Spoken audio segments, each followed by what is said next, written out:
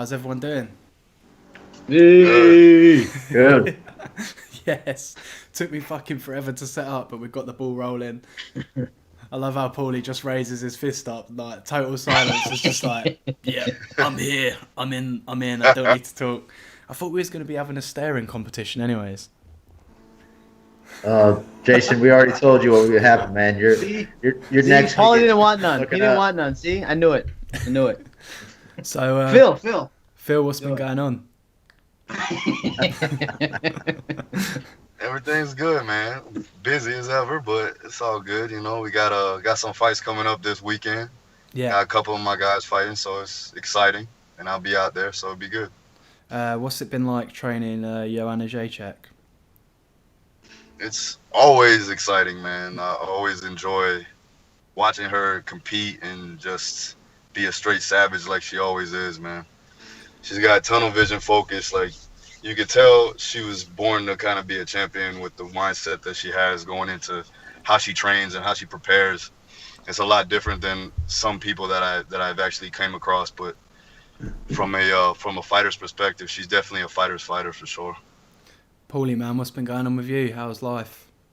It's good, man. It's treating me very well. I'm staying busy. You know, I got two jobs: my day job and my night job, training people. So I've got some fights coming up this weekend. Actually, the amateur fights, man. I'm very excited about it. My guy, two-ton Tony, Anthony Ciampa, is actually defending his heavyweight title here in town. So it's pretty cool, man. I've watched this guy go from being 330-pound, just fat guy, to being undefeated now as an amateur, taking out guys that are huge, muscular guys, and it's just exciting, man. It's the best amateur show potentially in the country.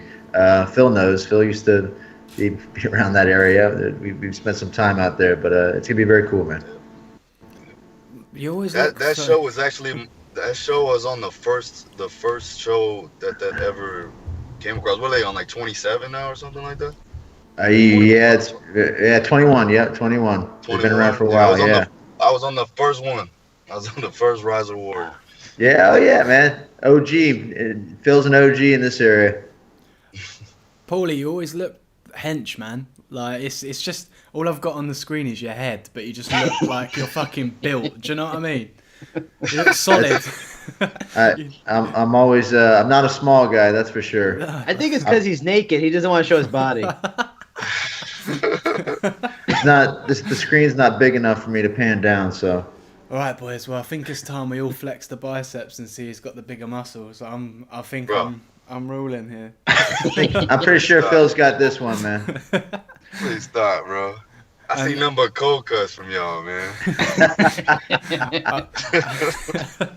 Come on, man. I'm thinking to myself, Stop eating ice cream. who's got the bigger beard as well, and we all fucking lose except Phil. Done. What's going on? Jason, how you been, man? How you been keeping? What's been going on? I'm just glad you saved the best for last. You know, it's key, saving the best for last, just like the song. That's same old. Busy with Fight Strength podcast.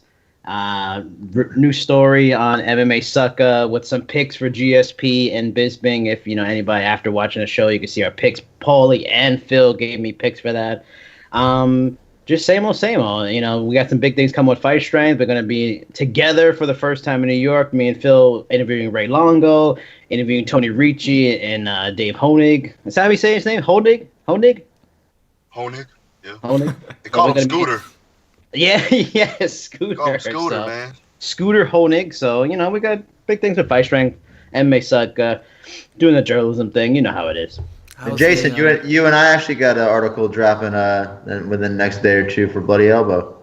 That's true. I mean, I just assisted. I was like, you know, helper, and that's all Paulie. Paulie, the genius of it. I just tried to add a little flavor, but that's all him. But I'm just appreciative of him hooking me up to get on Bloody Elbow because I've been reading Bloody Elbow since I first started getting into the sport like 11, 12 years ago. So that's actually a kind of cool thing. So. It's mad, man. Like how long you've all sort of been involved in sort of UFC and writing and training fighters and being a part of it, and then I'm just coming along as a complete novice, and it's an absolute privilege to be able to talk to you guys and, you know, get your knowledge on what you think's going to be happening at UFC 217 on November, and seeing what how close you are to predicting the results, really, because I think Jason, you predicted on our previous podcast, I can't even fucking remember now, the Mayweather-McGregor fight, was that right? Yes, the genius. Yes, I was a round behind. I had a round off, I think, something like that. I predicted, what was it? How'd it end? 11? I said 10. I mean, it's all here. It's all right here. So, Phil, what's been going on at ATT? Do you really want to know? Yeah, man. Yeah, come on. Far away. Let us know what you've been Colby. working on. Excuse me, Colby. Everybody knows the Kobe situation, which is pretty interesting. But other than that, it's always busy. We got fighters fighting on every card every weekend.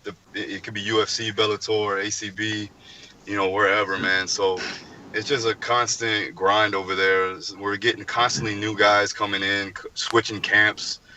We're getting new fighters each and every day, which is always good.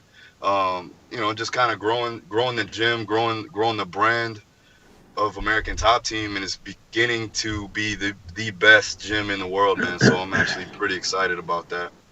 What are your guys' views on the sort of Kobe situation, if you don't mind me asking? Obviously, if you don't want to answer, that's cool. I mean, I haven't really talked too much about it because it's not fully affecting their training as of now. But I know some guys aren't happy about it. It makes sense. Obviously, if that's your country, you're going to be a little bit offended. But at the same time, Kobe's going to be Kobe regardless of who he's training with. And it's unfortunate that he took it to that extent. But, like I said, he's been like that. He's going to keep doing that till he, talks his way into a title shot. Jason, views? Or Paulie, whoever wants to weigh in next. I spent some time over in England with Kobe. I think it was England. No, maybe it was California. But he was a super cool guy. I believe from what I know him, and I don't know a lot about him, but I'm pretty sure he was trying to hype the fights up. With the kind of the Chael Sonnen, wrestling. I'm gonna make the fight and talk my way into it. And I think he's been doing a pretty good job doing that because he's kind of starting to play the heel kind of role. I'm a little concerned with him doubling down after the fight over in Brazil. I think he might have crossed the line there, and I think he's might be in for a little bit of trouble here. So I wouldn't advise him to do that. Let's just say that. Jason, man, floor's yours. You're not a fighter, you're not a trainer, so you can go in. Said I'm not a fighter. I just like the reaction that I'm getting. I mean, I completely get it. Like, yeah, it's probably not tasteful. It's not a good thing, but fight promotion has become almost like wrestling. And sometimes guys just say over the top things. And just think about it.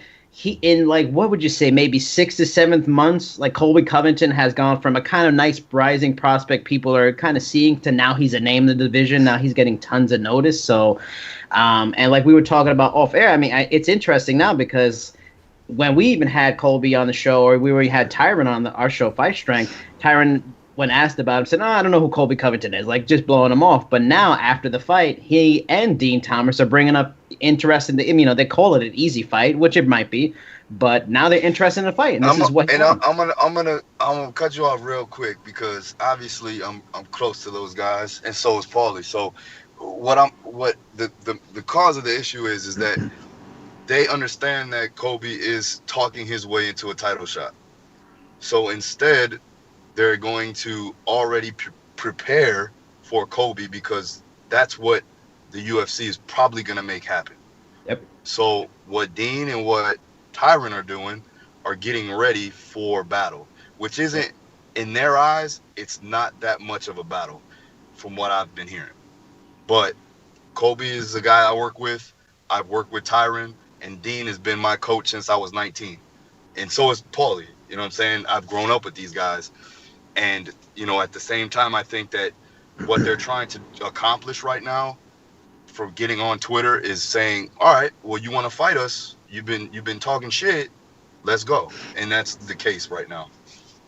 Phil, I want to ask you something because I saw in the post-fight, after the fight, Colby said that Tyron doesn't want to fight him, that they trained together. They were doing like 5 rounds of fighting, and he gave up after 3 and said, "Oh, I'm done. I don't want to fight anymore." Have you heard anything about that? Is he just straight up lying? Is there something to that? Like, where is he getting all this confidence? Is it just straight up, talking stuff, or has he done some good stuff with Tyron in training? I mean, it's training. You know what I'm saying? Right. Like, it could be. You got to understand, man. Sparring is not a fight. And training is not a fight. And it could. I mean, Kobe may have caught him on a good day. Tyron probably wasn't even, if he wasn't in camp. You don't know these things, so you don't know the details of it all. But from what I heard, he's skewing the truth in some ways. Yeah. But go ahead. Yeah, you never really know, man. You can't just look at a sparring session and know who's going to win a fight, man. Tyron could have just been coming in and not feeling good, or just saying, I ate a bunch this morning, or whatever. I didn't get a good night's sleep and had nothing to prove, And thing is, like, when you're the champ in the gym, man, or you're the guy, everybody's kind of gunning for you. They want to get over on you, So you got to decide, do you want to push through today, or some days you're just like, hey, I don't feel like doing it, man. I want to step out. It's interesting because obviously when me and Jason podcasted a while ago, we was talking about sort of fighters using Twitter and social media to try and like promote themselves and give themselves back in and get everyone on the hype train. So it's interesting now that you're seeing a lot of fighters, going back and forth and kind of giving the fans what they want to see. I mean, it's that McGregor, Chael Sonnen blueprint. They're following the McGregor. McGregor changed the game. Not only is he bringing money to the game, but what he's done and the trash he talks and what he does to promote. Everybody's trying to do it now. Everybody's trying to do it. I mean, listen, I was legitimately happy for Kobe when he beat Maya, no doubt, because we've been working towards it. I mean, like I said, I like the kid. He's for me, he's never really done anything wrong for me to be like, oh, he's an asshole at all. Like, we've had him on the podcast, and we kind of click right there. But also just training him, he's real respectful. Yes, sir. No, sir. Yes, coach, I'll do whatever. You know what I'm saying? So he's not like that at all.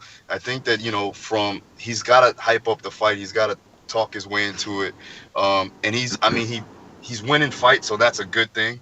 The thing with Conor that's different between Kobe and Conor is that Conor was ending fights pretty dramatically, with the way he was finishing. Kobe's got to get to that point where he can finish, I think in a dramatic fashion. For people to really turn their heads and respect the trash talk. Yeah, and Jason, I want to correct you. Muhammad Ali laid the blueprint for that, man. Many years ago, man. Conor picked up that blueprint and put it back to work, man. Dance like a butterfly, sting like a bee, baby. And I will add, float like a butterfly. Earlier, Nature Boy Ric Flair. A lot of people follow Nature Boy Ric Flair too. Woo! So, Dana White, like, what's been? You guys know Dana, like, obviously follow Dana White a bit more. What's he been like in the sense of promoting UFC 217 and that? Has he been doing a good job, or has he been a bit quiet? Do you get what I mean? Judging by the ticket sales, I would say no. I wouldn't say it was. I don't think so, man. I don't think he's doing too much of it right now. Not as much as if Conor was on the card. Yeah, that's because he's his daddy. It's strange, isn't it? It's fucking strange that because obviously he has sort of Dana White definitely has some favourites, and I just think in my eyes, like, if his favourites ain't on the card, he's just like, like, he's just like, whatever, like, we'll see what unfolds and fuck it, if it sells, it sells. And realistically, like, this event, UFC 217, should be sold the fuck out within a fucking week. Do you know what I mean? Yeah. There's some exciting fights on it, man. There's some great fights. I'm excited for it. Yeah. So it's crazy to see a card that, I know me and Phil talked about FSP. The prices are ridiculous, though. To have upper deck, high seats, $256, that's a little ridiculous, even for New York. I know New York things are more expensive, fine, as a person that lives here, but still, even then, with this card, with there's 3 title fights, you got George St. Pierre's return. You would think the Canadians will come down for him. The English will go over for Michael Bisping. You got Joanna. There's such good talent. Like, that's what me and Phil talking about. Like, I almost feel like in a way like UFC is still huge, MMA is still huge, but it's hit a peak a little bit. Like it's still great, it's doing well internationally, but it's not going to be NFL in the US, and it's not going to be like an NBA. Like it's like boxing. Boxing, when there's a big fight, it will come out and people watch, but it's not a type of thing where people are going to end for everything now. And if you're going to make prices high, it's difficult for people. Well, you also wonder how much it's being the market is sated with it. There's a lot of UFC going on, Bellator now. Yeah, so at some point people are like, man, maybe I'm having enough right now. But I think I believe it's still going to keep climbing. Yeah, I mean, it's strange because obviously if it isn't like, if Conor McGregor isn't on the event, you definitely see a decline in sort of performance of the pay-per-view or whatever. And I think it's kind of a shame because there are people out there that are definitely better than Conor McGregor, in my opinion, and that can have had and are going to have fucking better wars as well. And it's kind of like these fair weather fans who are like, well, Conor McGregor ain't on it, so yeah, fuck it. Yep. We won't watch The it. casuals. Yeah.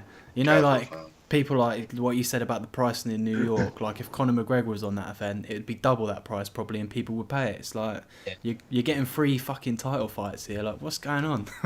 Yeah, but I think we really got to look at it like when he fights, it's like an anomaly. That's not the norm, because he's bringing so much attention to the sport, and so like we can't really use him as a standard of what we would expect in terms of people tuning in to see the fights. It's very unusual what he's brought to the table and how much viewership that he's bringing in. So, take him out of the equation, you wonder where it would be and what the norm's going to be.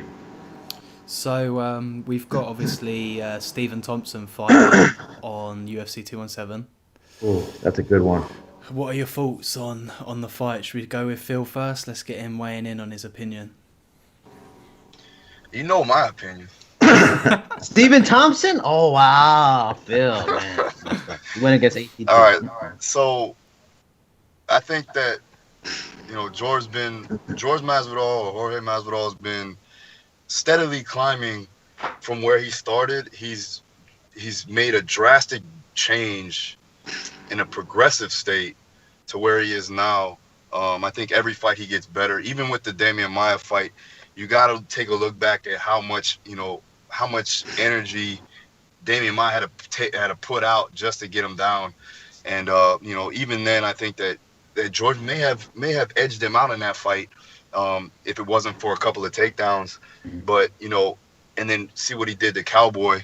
This as long as George makes sure that he is technically sound, doesn't get too caught up in the karate style, and actually puts pressure on him, and even works his wrestling, because George has a very underrated wrestling game. People don't know that.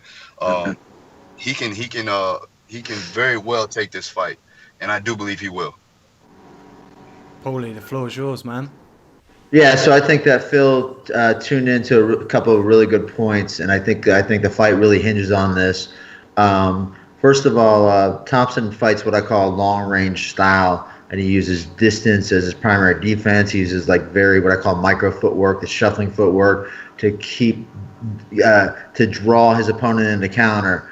When he fought Tyron, I kind of felt like Tyron dodged a bullet there, because I think that he won the fight. So you say, hey, the game plan worked very well.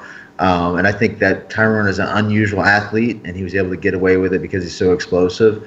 I think that Masvidal actually has one of the highest fight IQs in the game, man. I think this guy is brilliant in terms of his striking. I really love what he brings to the table, man. He just has everything.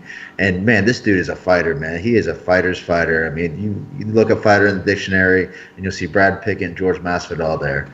And, yeah, I got this guy's great. So what I believe Masvidal, I believe the first round is going to tell us how the fight's going to go. I believe Masvidal needs to take the center of the cage very quickly and pressure Thompson back to the cage to take away his linear and perhaps some of his lateral movement. I think if he keeps Masvidal at the end of his punches, it's going to be a very long night for Masvidal. But I agree with Phil in that he really has evolved in the game, and he knows this guy is going to be a long-range fighter. He's seen lots of stuff like this before. The first round, if he puts pressure in the first round and backs Thompson up to the cage, I believe it's going to be Masvidal's night. However, if he allows Masvidal or Thompson to dictate the distance, then I think it's going to be Thompson's night. So I'm not being wishy-washy here. I think the first round is going to dictate what's going to happen. But if you was in Vegas, 100 grand, who are you putting your money on? Come on, definitive answer here, bro. Yeah, dude, I know. I'll be logical about it, man. I'm gonna put my money on Masvidal, man. I think he's gonna pull one out, man. This guy is a G in the game. This is a tough task for her to overcome. He just brings a lot to the table, man. I'm excited to see him fight, man. I really like this guy. Jason, man, step in. Let's go. Already, we're gonna have a differing opinion. Now, I mean, these guys they know Jorge better than anybody, so I mean, they're probably gonna be right. And I like Jorge Masvidal. I've liked him since Strikeforce. I remember when he fought Gilbert Melendez and made it a long night when Gilbert was like one of the better lightweights in the world. The only thing I'm just looking at it as like the history and Masvidal. Everything Phil said is right. He's gotten way better. He's a great fighter. The only thing is when I look at the history, some of his losses, he doesn't seem to do as well against guys that move around a lot because he fights a little flat-footed in a way. So he has losses against like Lorenz Larkin, Benson Henderson, Ally Quinta, guys that move around, can hit pot shot and go and move and stuff. So I mean, based over that, I just think because he fights at long range, I just feel like Stephen Thompson will. And again, since 2005, Masvidal's had 4 split decisions. No one beats him easy. It's probably going to be another close fight. It'd probably be a split decision. No one beats Jorge Masvidal easy. That guy's fantastic, underrated, just nasty. I just feel like Stephen Thompson, the only people he's lost to is Tyron and Matt Brown a few years back. I think he'll move around, get enough points, and even though a lot of people will probably be booing because they'll feel like Jorge was the aggressive fighter, I can see like Stephen Thompson getting a split decision win. Yeah, I want to throw one more thing in there. I think that Masvidal has to strike with Thompson. Like he can't allow Thompson to strike and pull right out, so he's going to have to use timing. But man, he really possesses the knowledge, the skills, and his own time is excellent to actually get off as Thompson tries to counter him. So it's going to be very exciting, man. I'm actually that's one of my this is for me. I'm looking most forward to this fight of the night. Yeah. He if he can get Thompson back to the cage and get him in that warning track, George goes to the body like nobody's business, man. He can definitely hit you to the body.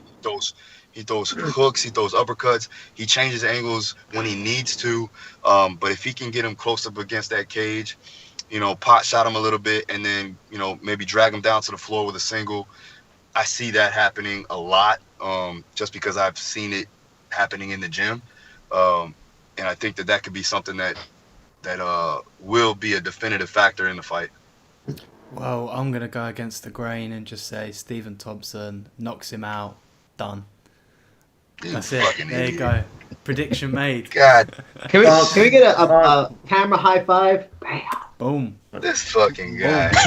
They don't know, man. They don't know. Imagine though, I'm right. What would it tell you?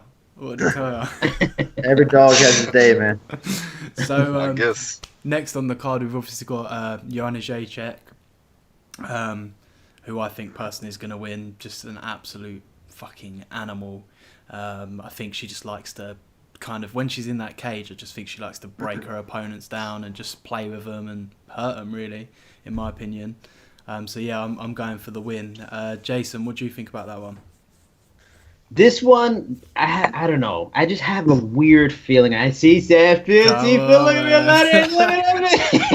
You fucking kidding me right now? I don't know what. Look, if I had to put money on it, I'm going to say Joanna's going to win for sure. But I just have a weird feeling because Rose, and let me see if Paulie will agree. Does Rose fight long style? Yes, she fights a long range style. And I think that's different than what Joanna usually fights. It seems like the people she fights, Gadelia she likes to get in there. Andrade likes to get in there. Karolina Kowalkiewicz, she even likes to get in there a little bit. She's kind of like mid-range. I think Rose knows how to use her distance really well, especially with her kicks. So I think I still think Joanna will win, but I feel like that could be a very close fight. Like I feel like that might be one of the best fights on the card because it'll be closer than expected because Joanna's amazing. I just had this weird feeling. I always feel like that Gustafson John Jones, like it might surprise. And like Rose will give her a much tougher fight. I mean, she went in there and knocked out Waterson. Waterson's a very good, outstanding striker. She's got more varied style. Like Joanna is just like a Jose Aldo type. Like she's not gonna do a cartwheel kick and all this stuff. She's gonna come at you with technical excellence. So I think in that way it's gonna be close in that thing. I'll pick Joanna, but be out there. I will put money on maybe Rose as upset. I'm sorry, Phil. I'm not trying to get you mad. Nothing like that. I just had a feeling. I had a feeling about Ozdemir, and you didn't believe me. It's just a feeling. The Fighting Strength podcast is finally broken up now. It's done. You want to be on, Jay? You want to be a part of it, man? I'm in. Paulie. Listen, I got two words, man. Yeah. I got 2 words: speed and precision. And that's something that Joanna has over Rose by far, right? Rose is good. Don't get me wrong. She's technical. She knows how to pick her shots. She's very crafty with her jiu-jitsu. But speed kills, man. You know what I'm saying? And then also the fact that Joanna's just a better technical striker all the way around with more experience, that's going to show. Plus, she has way more experience on a bigger stage than Rose does. And I hate to say it, and we've talked about this on FSP, but Rose does have a tendency to get, be in her own head at times and kind of spaz out a little bit. And I'm just saying, not saying that. Listen, relax. Listen, y'all gonna get me on Twitter. This guy's gonna get his own bad PR. I know, right? Listen, I'm not talking about I'm not saying that she's mentally unstable or anything like that. Do not misquote me. But what I'm saying is that she doesn't have the mental capabilities to withstand a high stress situation like Joanna's been doing for her whole career. Simple as that. Yeah, man. I know exactly what you mean. Like, obviously, when you're putting them in pressure and you've got a fuck ton of people watching you and you're in there, fight or flight kicks in, and sometimes flight kicks in, you don't want to be in there and you start questioning your own ability and you crumble a little bit. Yeah. Paulie, weigh in? Yes. Yeah, so first of all, Jason, big props, man. I really like the analogy you made there. That was very analytical. I like the way that you broke it down. I think the analogy between the Jones-Gustafsson fight is a good analogy. I do think the long range is going to present a little more difficulty, but I do think in the end, Joanna, from exactly what Phil said, her precision, her ability to fight under that kind of pressure, I think the fight is too early in Rose's career. If it's 2 years down the line, then we might be looking at something a little bit different, but I think in the end, Joanna's going to take care of business. So we're all fairly unanimous on that one, apart from Jason, who clearly likes to piss a few people off, maybe. No. He does that shit on a regular basis with me, man. Just disagreeing for the sake of it. Never. Come on. He picked Joanna, though, right? You picked Joanna. Yeah, no, I'm picking her. I just think there's, something. Also, I like to add a little stat. Also, Joanna has had 4 straight decisions. Like that monster that was running through people hasn't been there a little bit. So, I mean, she's not going to be that killer instinct and she's going to let Rose stay in a fight. I think that helps Rose a little bit because, certain things. But I'm just saying. Yeah, listen, man, going to a decision doesn't a lot of times at that level, man, the people you're fighting are so, elite. Just because she went to decision does not mean she's not still a monster, man. She's a monster. She moves forward, man. She is fast. Her kicks are brilliant. But the style matchup is going to be a little more challenging than I think people make out. And you called that, Jason. If people are booing her because of the bad press with the whole, mental stability, do you think that'll affect her? If she goes into the Garden where she's been cheered and gets booed all of a sudden, it might, throw her off a little bit? She ain't going to get booed over there. No. She won't get booed over there. No, man. It's New York with a high Polish, at least there is a high amount of Polish people in there, right? Or is it more New York will love to root for an underdog, and I just have a feeling like Nama Yunus, she's got that underdog thing going. So I can see her, Joanna, getting some boos. I have a feeling. I don't think people even give a fuck, man. They're just like, yeah, Joanna, fuck it, whatever. She's tough, man. That's what I'm saying. Listen, look, check out like all the comments on. Oh Oh, Phil's gone. Oh no! Yeah, and you His missed something. muscles. You missed also one other thing, and that is Oh, he's Phil. back. He's back. Phil He's is her back. strength and conditioning coach. So you forgot about that whole piece of it. Phil, you cut out when you was talking. I know, Phil. Talk Oh, about word. being Okay. unembedded, and now you're a TV star. I mean, now you're getting too big for us. What was that about? That was fantastic. Yeah. First of all, I finally had a fucking haircut going into one of these things, man. Because every time I had a countdown or an embedded, I always don't have a haircut. These people probably think I'm some scruffy ass white guy with a beard and shit. I finally had a haircut, Wow, man, Phil. so that's good. But the problem is that I got 2 more countdowns that I'm supposed to be on, and I don't have a haircut. So now I'm fucked. Who's That's countdown? what it is. Who's that? You got Dustin Poirier, and I did an interview for Joanna, so we'll see. I think you should just get rid of the beard, bro.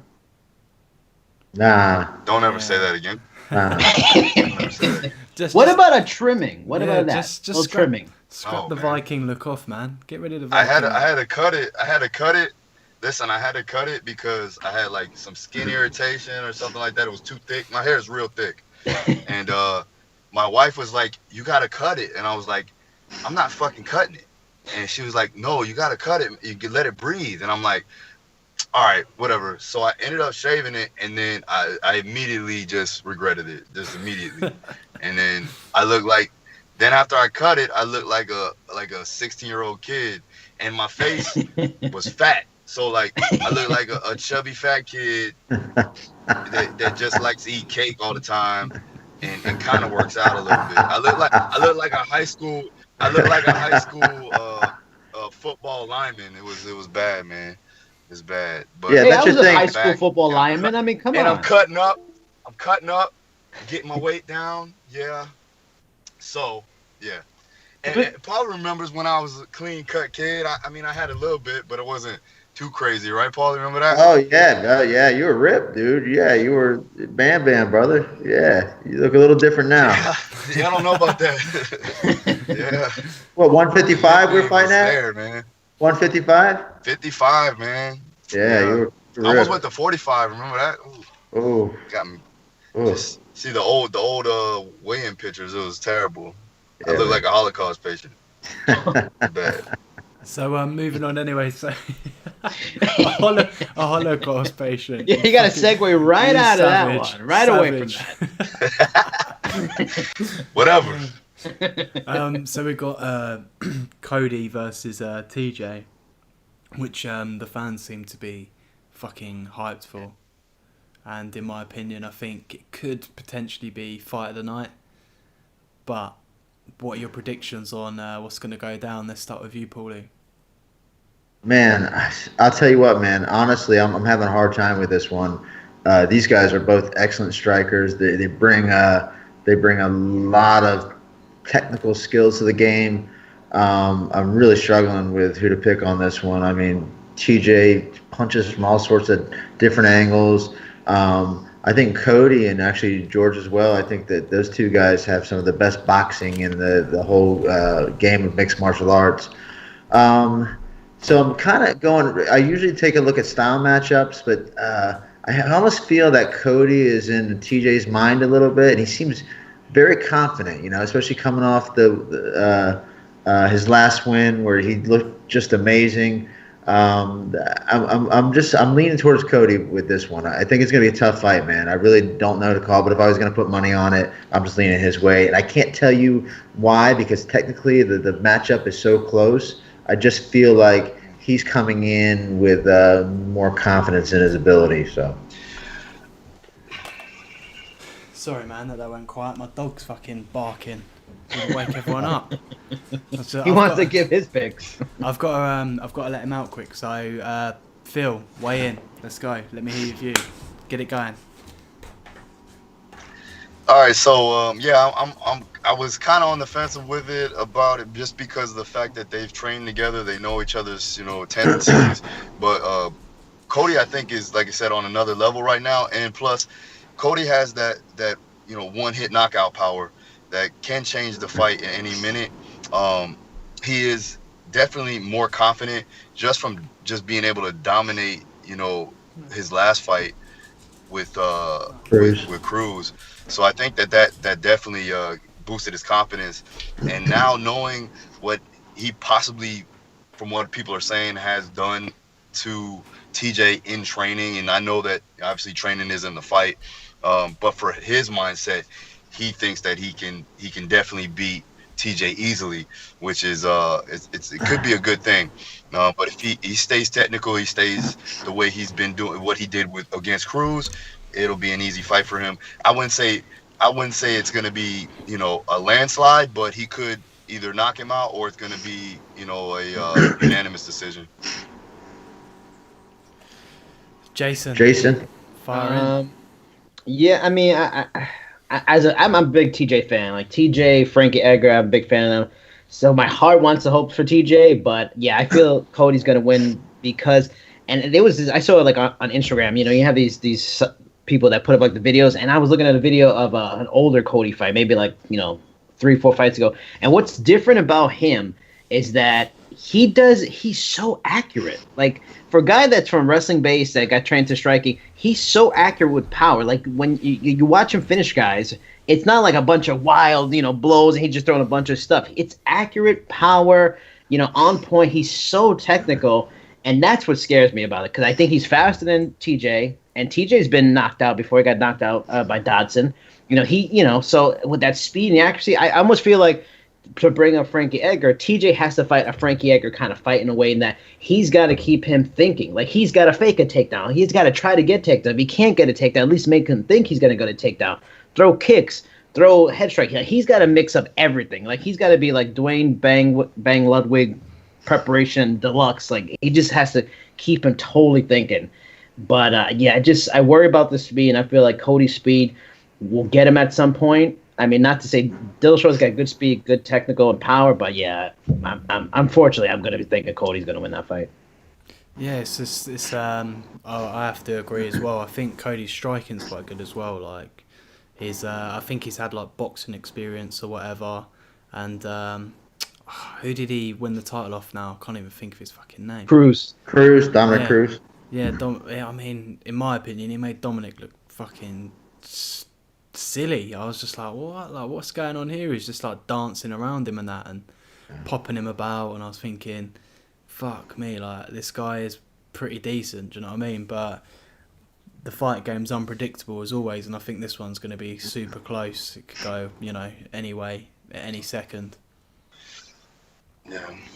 I think he's going to finish him. What do you guys think? You think he'll finish him? I don't think it'll go to decision.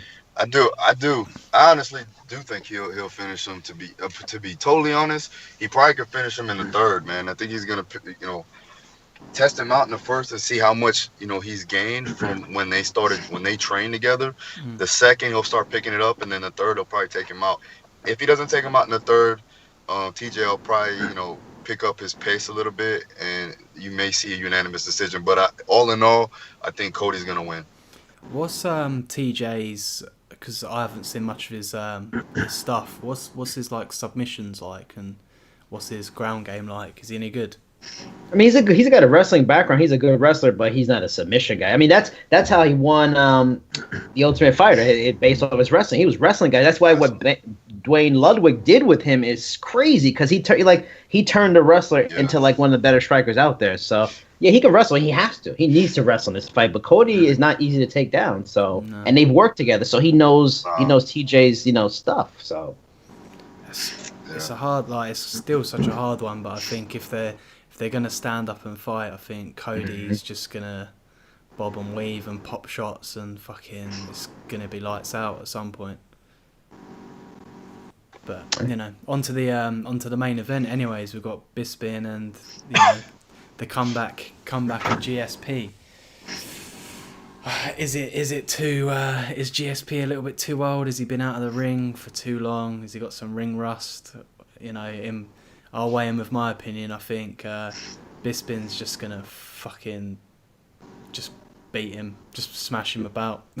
Really? Yeah, I think Bisping's got It's just powerful. I think he's going to be the heavier man. I may be completely wrong. I may be so fucking wrong with what I'm saying. Do you know what I mean? But I think, and Bisping's got a sick engine, man. And I think he's strong, tough, you know.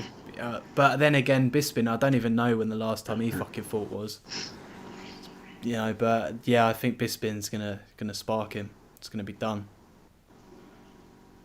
So who's going first on this one? Yeah, whoever wants to weigh in first, go. I'll go first. I'll go first on this one. I think this is if George was ever going to try to win a title at 85, this is the perfect fight. Because if he fought Whitaker, trouble. If he fought Romero, trouble. Even if he fought Jacare, trouble. I get it. Bisping's tough. He's actually finishing guys more than when people were calling him pillow hands or whatever. But this guy just fought Dan Henderson, who's like 46 years old. I think he was like 2-5 in his last 7. He wasn't even ranked in the top 10. And Dan Henderson almost finished him a couple times in that fight. And it was in England where he's never lost. Ooh, I was there. You were there? Yeah. Oh, the crowd, it seemed amazing. I was on the edge of my seat because I'm a Dan Henderson fan. But I think the biggest story is if George, if the extra weight tires him, because he's always had a gas tank, but who knows? With the extra weight, maybe he gets tired. Maybe he gets slower. But then again, Bisping isn't a super fast guy anyway. He just outworks you, and he's just moves around. It's if he can get the takedown. If he can't get the takedown, it becomes a striking fight. Because Bisping's takedown defense is outstanding. He gave Chael Sonnen tons of hard time in that fight.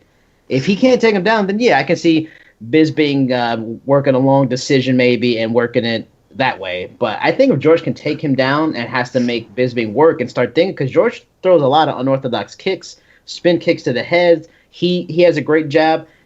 If this was George St. Pierre 5 years ago, I think he beats him, no problem. But because of the layoff, who knows? I'm going to pick George St. Pierre. I'm going to go out on a limb, and I'm going to pick George St. Pierre in decision. Now, the one thing I will say is, to you guys, the two experts that have fought, what are you thinking about his ring rust? Do you believe that 4 years is going to hurt him? Or for guys like Dominic Cruz, who sit on the sidelines but follow the sport, have high IQ, it's not going to be a problem? Yeah, so that's the question, isn't it? Like, we really can't accurately predict. Nobody knows what he's going to come into the cage that night bringing to the game. I'd say the only thing is, you think that he's always seemed to be an intelligent guy, and he has to know that he has ring rust, cage rust.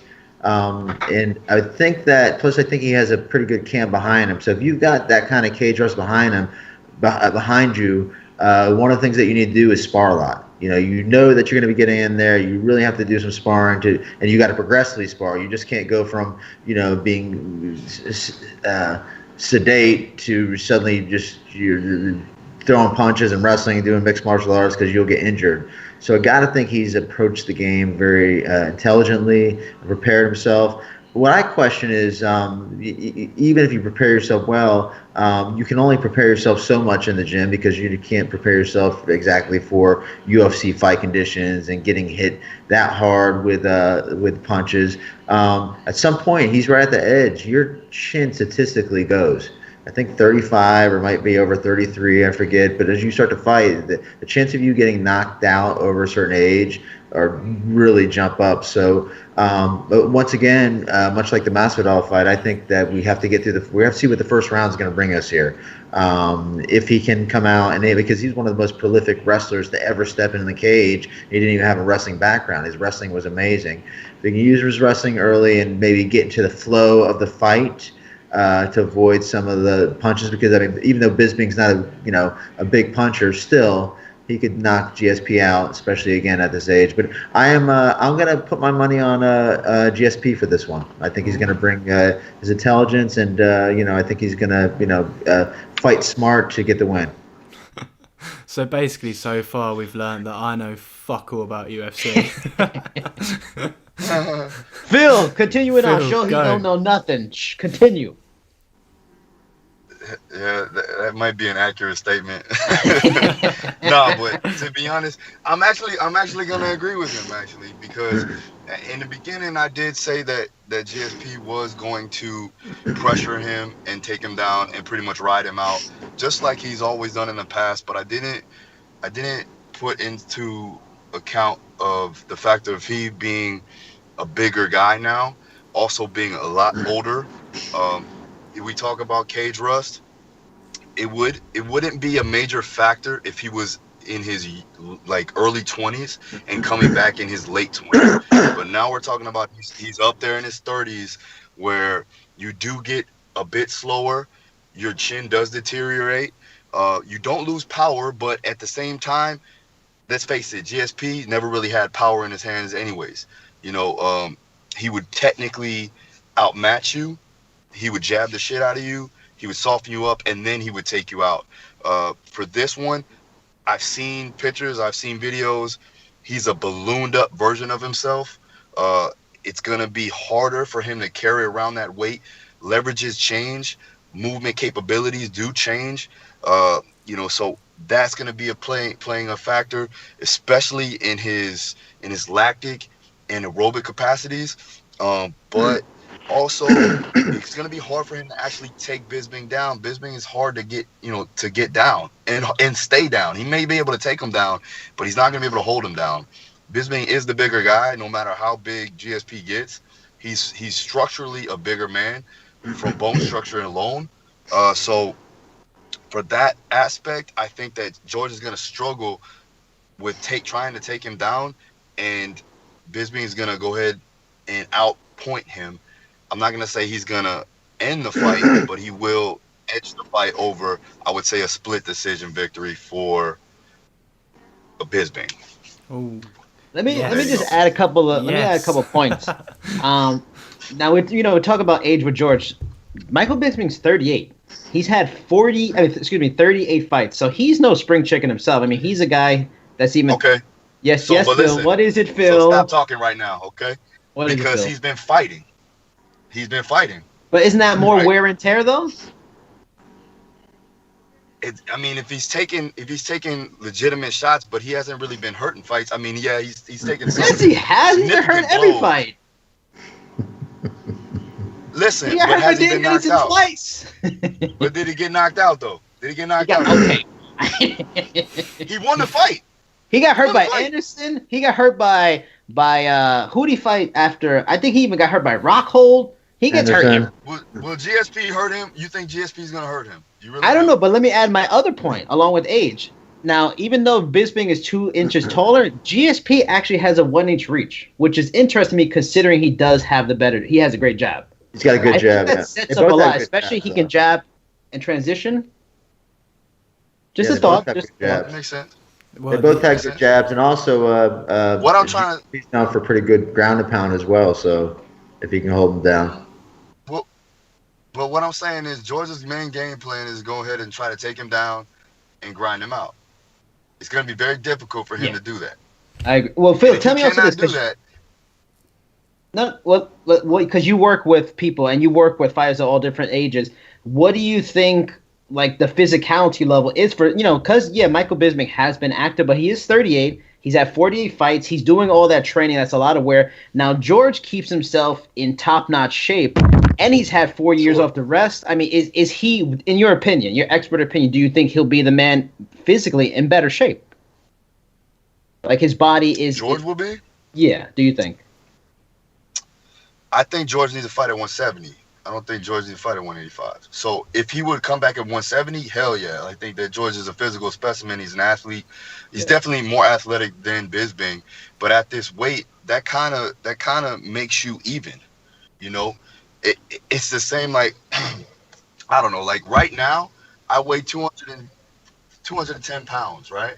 I fought at 155. I used to walk around at 170.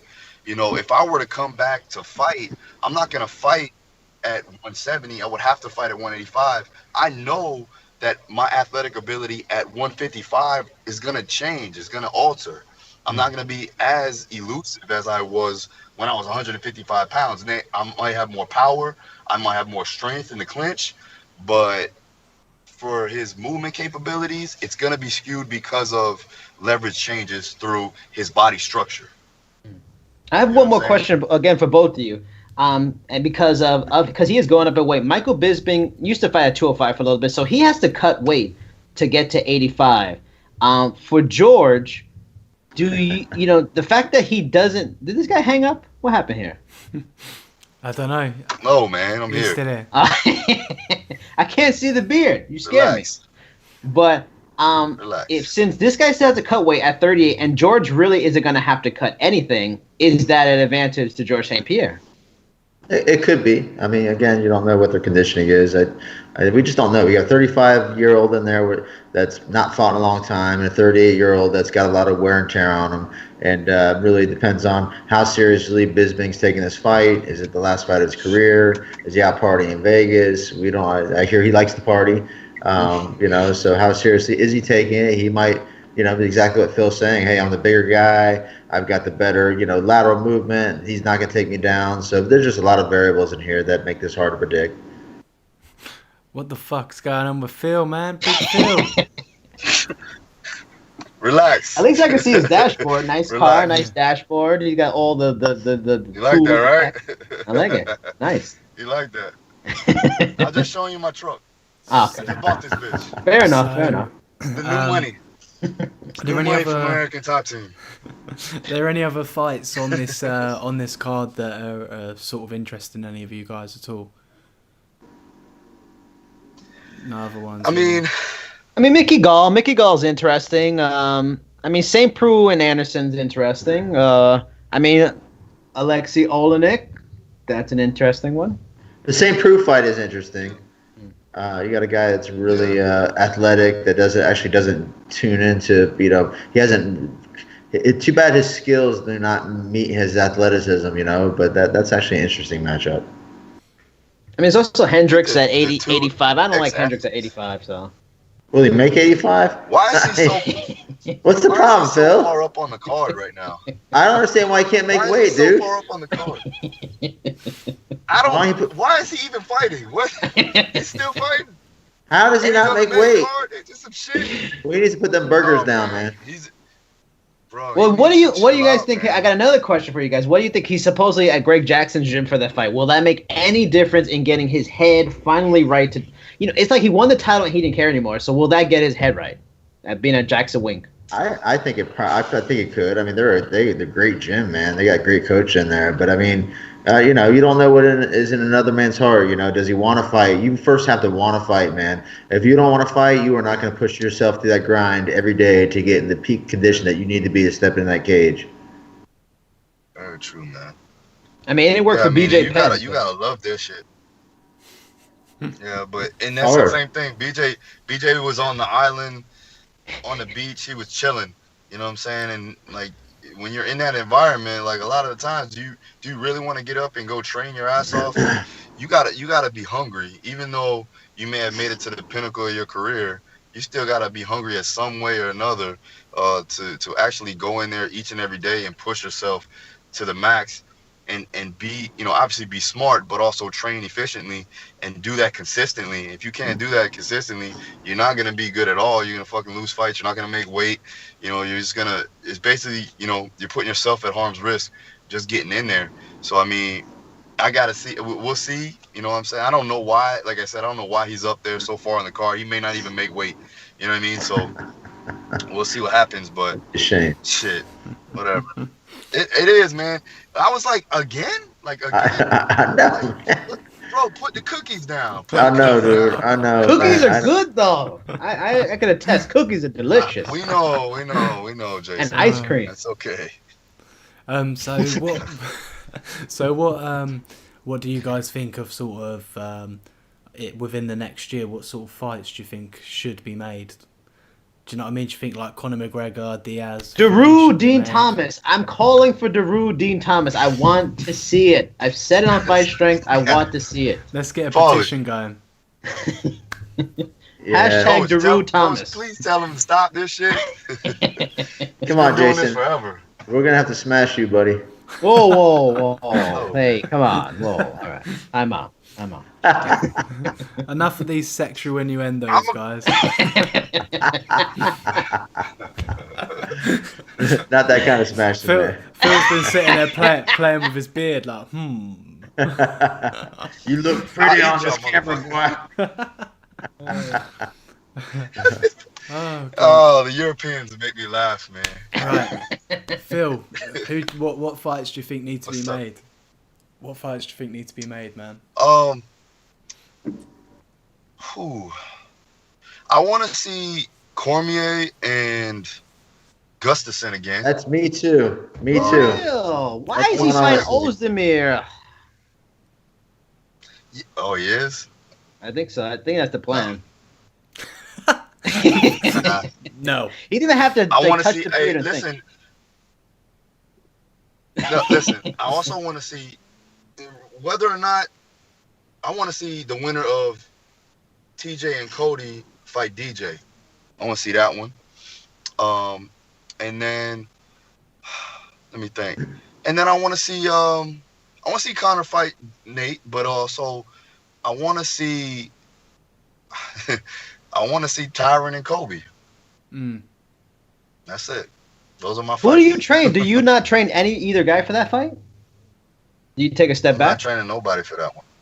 Yeah, I'm stepping back. Ooh. Damn, man. We thought you was going to be a What? little bit biased. Well, listen, man, it depends, man, because Tyron rarely comes out to the gym. You know, he's got his own spot, and you know he's comfortable there. He's good. He's really good out there at Duke Rufus's camp. So I don't blame him. But and Kobe is at our gym. You know what I'm saying? He's pretty much at Coconut Creek all the time. He lives in the dorms. So, For now, most of them things are going like for now. Relax. But you know, I would probably have to take a step back, and I think that Kobe would respect it too as well. You know, but we'll see. What about you, Paulie? What sort of fights do you want to see? Man, I'll tell you what, man. To be honest with you, I don't really have anything. The only one that came to mind was what Phil said was Cormier and Gustafsson. I'd be interested in that fight. I think it's a great style matchup. I think it's a long range game. In fact, I would love to work with Cormier just to teach him a little bit of head movement, man. For his height, he's fighting all these, tall, long guys. He doesn't know how to kind of move his head enough to set up his punches, or you can't move it too much in mixed martial arts, but just in the right way, and also to kind of be more like to dictate the angles that he's pushing the fighters to. So just from a style matchup, I'd like to see that. Yeah, I don't know, man. Right now, when McGregor is fun to bring to the table. I mean, I think he brings a lot of good stuff to mixed martial arts because of all the fans he's bringing in and the viewership. But I just don't think he's the best mixed martial artist out there, But it would be exciting to watch him fight Diaz again, just because of trash talk, That would be fun to watch. But stylistically, man, you got two long range guys. Whoever is going to, be coming in the better condition or whatever, it'd be fun to watch. No, I agree. I mean, with in the sense of Conor McGregor, I wouldn't mind him fighting that Russian guy. Fucking, I can never pronounce his name. Khabib. Yeah. That would be a good fight, I think. I think Khabib's would give him a hard time, man. I don't know. I just wonder how. At some point, when you're It's fighting, the hardest man, fight for him. yeah, you have to first you do it. You want to make money. That's an important thing. Then you want to achieve that status, but maintaining your belt, man, maintaining that level is a very hard thing to do. You gotta want to be the greatest because you gotta push yourself through that grind every day, and you gotta go into the gym and you gotta be ready to perform and think, I'm not gonna let anybody get over on me here, because you never want to lose a round. You don't want to lose any grappling matches. You just want to win, and that keeps you sharp, man. That steel sharp as steel, but you gotta want it. And I think he is trying to establish his legacy. I just don't think he's the best mixed martial out there. I mean, his style is very beatable. It's a long range style. It's just people have not. It's been bad. It's been great matchups for him, bad matchups for his opponents. Yeah. Before I ask you, Jason, do you guys think that maybe Conor McGregor's had his opponents sort of picked for him a little bit? Do you get what I mean? Like, I kind of feel like sometimes certain opponents, you're like, man, really? You just, stylistically, like, I mean, yes and no, I think. Like, Nate wasn't picked for him. That was last minute, but it worked out. I mean, Dustin Poirier was a good fight that needed to happen at that time. I mean, Eddie Alvarez was perfectly picked. He knew he could beat him. That's why he wanted to move up to fight him. Aldo wasn't. I mean, he fought. I mean, I feel like for all the flack he gets, he's fought the best guys a lot. Yeah. I mean, with the Diaz one, obviously, if we said it wasn't picked, it was kind of just thrown in there. He lost, Yeah. Style matchup. A longer guy that used his reach better than he did. Style matchup.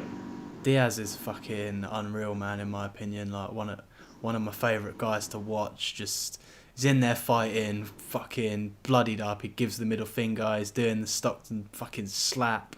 Cardio unreal. You're just like, what is going on with this guy? Like, how is he not the big dog? Yeah. But anyways, yeah, Jason, weigh in now. Let's. What are your fights? What would you like to see? No one wants to see McGregor Malignaggi? What? No one wants to see that? Paulie Malignaggi would kill him. I believe so. Yeah. I mean, Phil already had a couple of good ones. Gustafsson, Daniel Cormier has to happen. That fight was so good. Those are the two best light heavyweights. He nailed it with Demetrius Johnson has to fight the winner at 135. I'd like to see Robert Whittaker fight someone legitimate. I have a feeling like either whoever wins out of Bisping and GSP may just end up going, so he'll become the champion. I want to see Habib fight Barbosa. I'm excited for that fight.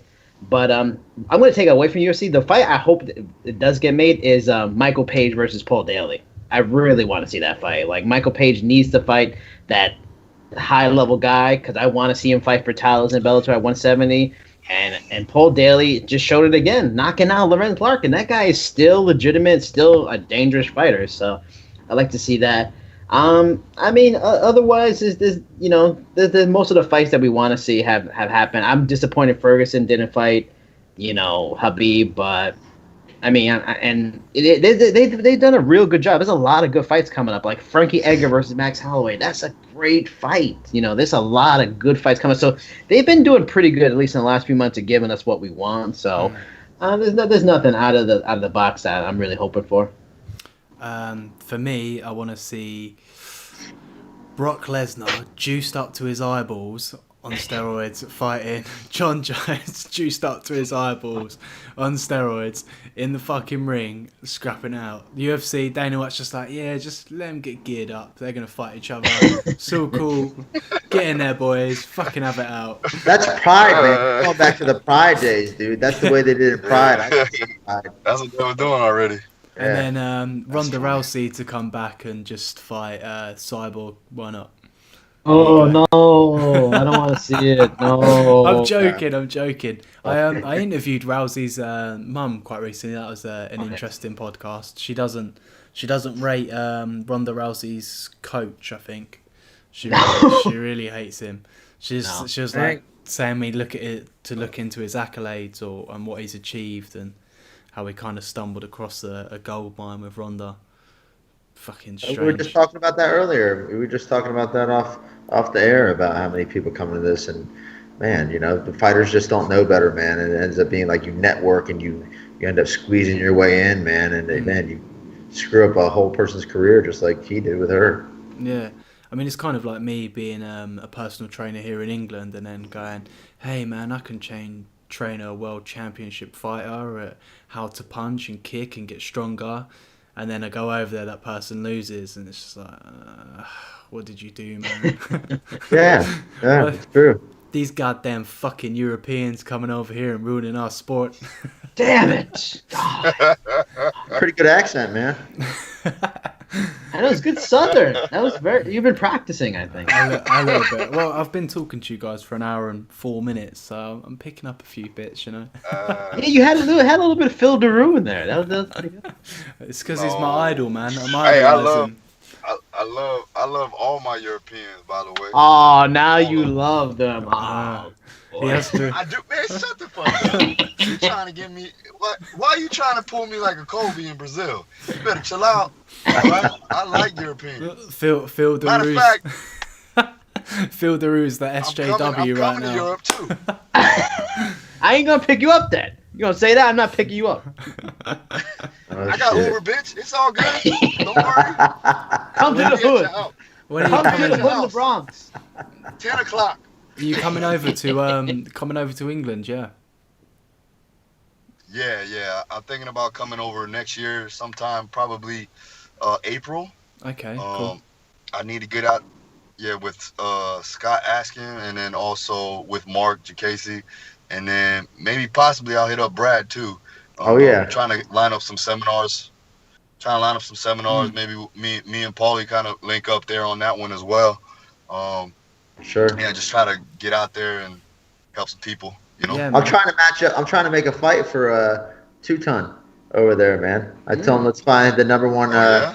We're actually dropping down to 205, but let's find your number one 205 guy. Bring Tony over, and yeah, it'd be fun, man. Make it like a little Man, international flair. Cool, yeah, cool. let him. Hey, listen, if he needs my help, let me know. All right, all right. Well, Phil, I thought you were big with the Swedes. Why not Sweden? I like Sweden. I like Finland too. nah. I thought I love Poland was number one. I thought, yeah, there you go. There's all right. Hey, they all love me. Especially cool with when them you all. show the guns. Flexing. Try to yeah. fit it in the camera. Try to fit them in the camera, yo. Ripped. Loving it. Paulie, where's your guns, man? I can't see I'll them. never Yeah. Yeah. Look at them bad All boys. right. It's a hairy can- gun. You've been Yeah. fucking hiding those bad boys, didn't you? Jesus. Where they been hiding, bruv? Why are you keeping them locked up? Get them out, man. They're like that. I got to put away, man. I don't want to hurt anybody. Right, guys. It's been fucking awesome. Been going for an hour and 6 minutes. I'll stop recording anyways, and then we'll just chat off camera quickly if you're all cool with that. Sure. Yeah. Anyways, and also hit me up when you come to England. I'll fucking come see you, and we'll meet, and I'll show you some places or whatever. So yeah. Anything anyone wants to add at all, you can promote yourselves here if you want. Fight Strength podcast and all of that if you need to. Jason, go ahead. Let them know. Yeah, Fight Strength podcast. You can check us out, Facebook page, Fight Strength, Twitter, Fight Strength _ We're on iTunes. We're on SoundCloud. We're on iHeartRadio, Google Play Music, YouTube. We're just everywhere. We're everywhere. We're in Florida. We're in England. We're in Poland, Canada, everywhere. Worldwide, baby. Worldwide. Yes. Making moves, Yep. man. Yeah, and you can follow me at Dr. Pauly Gloves on Twitter, Instagram, Facebook. Check out my Fight Science, MMA Fight Science page on Facebook, and follow me at Bloody Elbow. I'm an author for them now, so check out some of the articles. Cool. And Phil, anything you want to add? Yeah, you can check out everything that I have on my website, DeRustrong.com. Fight Strength Podcast. Jason already done that for me. And then my social media outlets is all at DeRustrong. Follow me on Snapchat with all my videos there. DeRustrong1, you'll see all the videos of the fighters getting down. And then also, if you have any questions for me, any strength questions, any fitness questions you want me to answer, nutrition, just email me, phil@deroostrong.com, or you can DM me on Instagram, and that's at DeRustrong. Boom. Oh, we said that at the same time, bruv. Both said boom. When you watch this stream back, I'm telling you, we said that exactly the same time. It's like we're connected, brother. We're connected. And He's gonna cut that together so that we connected. Wait, before we go, I Yeah. challenge Paulie to a staring contest. Dude. No, man, we don't got time for that shit. That's weird. Stop. the only thing. Why you embarrassing me right now? Phil, do You're it. embarrassing me right now, Jason. You're embarrassing me right now. Oh, I knew we shouldn't have given him Back up video. on camera. I know, man. Paulie, man, why aren't you following me on Instagram, bruv? What's going on? Ooh. My bad, man. I've got 2,000 My bad. followers. I've been building my channel, and you ain't following me. I'm very upset. I'll get you, man. I don't even know if I'm following these guys, man. I haven't been very good with this. I got to step my game up. Right, cool. Cheers for coming on, guys. We'll chat off camera anyways. Peace. Thanks for coming on, man. Peace. Yep.